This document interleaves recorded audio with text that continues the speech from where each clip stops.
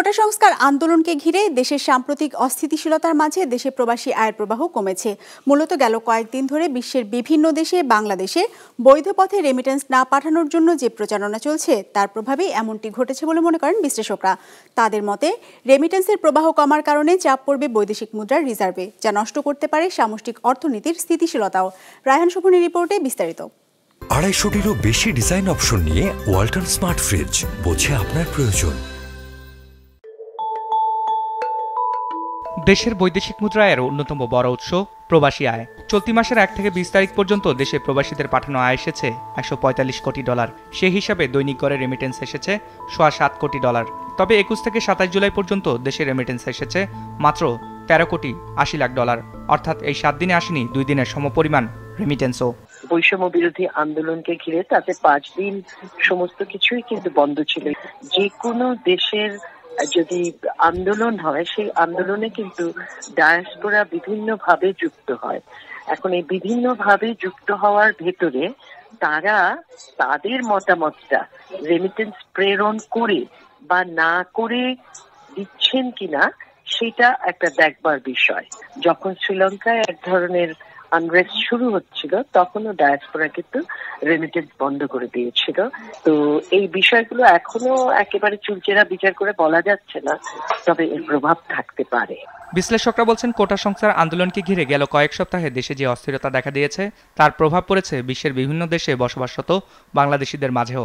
সেখানে দেশে বৈধ পথে প্রবাসী আয় পাঠানো বন্ধ করার প্রচারণা হয়েছে, যা শুধু চলতি মাস নয়, কমাতে পারে সামনের মাসগুলোর রেমিটেন্সের প্রবাহ। ফলে হুন্ডি লেনদেন আর দেশ থেকে টাকা পাচারের সংখ্যা বেড়েছে। বাংলাদেশে যারা আছে তাদের ক্ষেত্রে টাকা পাচারের প্রবণতাটা অনেক বেড়ে যাবে। যেভাবে এটা আনফোল্ড হচ্ছে এটাতে কিন্তু মানুষের কোনো আস্থা সৃষ্টি হচ্ছে না।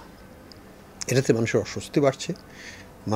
মানুষ বুঝতে পারছে যে এটা তাদেরকে এক ধরনের হঠকারিতা করা হচ্ছে, এক ধরনের ছলনা করা হচ্ছে, যে কারণে এটা কিন্তু সলিউশন হচ্ছে না। কাজেই আনলেস আমরা একটা প্রকৃত সলিউশন, রাজনৈতিক সমাধান যেখানে আস্থা ফিরে আসবে, মানুষের সরকারের প্রতি মানুষের আস্থা থাকবে, সেই জায়গায় যদি আমরা না নিতে পারি টাকা পাচার কিন্তু চলবে, বাড়বে এবং ফলে রেমিটেন্সের প্রবাহ কমবে। হিসেব বলছে দেশে প্রতি মাসে গড়ে $180 কোটি মতো রেমিটেন্স আসে, আর পণ্য ও সেবা রপ্তানি করে আসে গড়ে $400 কোটি মতো। অর্থাৎ বিদেশ থেকে প্রতি মাসে গড়ে আয় আসে $580 কোটি মতো। আর এই আয় থেকেই পরিশোধ করা হয় আমদানির দায়। তথ্য বলছে, আমদানি বাবদ প্রতি মাসে গড়ে সরকারকে খরচ করতে হয় $600 থেকে $650 কোটি। এখন প্রশ্ন হচ্ছে, রেমিটেন্সের প্রবাহ কমে গেলে তার কি প্রভাব পড়বে দেশের অর্থনীতিতে? এটার ইম্প্যাক্ট কখনোই ভালো হবে না, এবং এটার ইম্প্যাক্ট আমাদের যে ধারণাটা ছিল যে স্টেবিলিটি ফিরিয়ে আনছি, মোটামুটি সাকসেসফুল হবে, এক্সচেঞ্জের স্টেবিলাইজেশন, রিজার্ভের স্টেবিলিটি, রিজার্ভ বাড়তে থাকবে আবার ইত্যাদি, এই জায়গাটায় কিন্তু একটা বিশাল ধাক্কা আসতেছে। সম্ভবত এই রেমিটেন্সের পতন, এক্সপোর্টেরও পতন দেখা যাবে।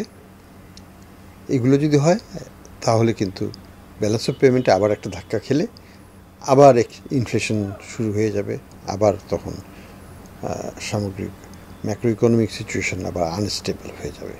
কেন্দ্রীয় ব্যাংকের তথ্যমতে সদ্য শেষ হওয়া 2023-24 অর্থবছর শেষে রেমিটেন্স এসেছে $2,391 কোটি। রায়হান শোভন, বিজনেস রিপোর্ট, মাছরাঙা টেলিভিশন।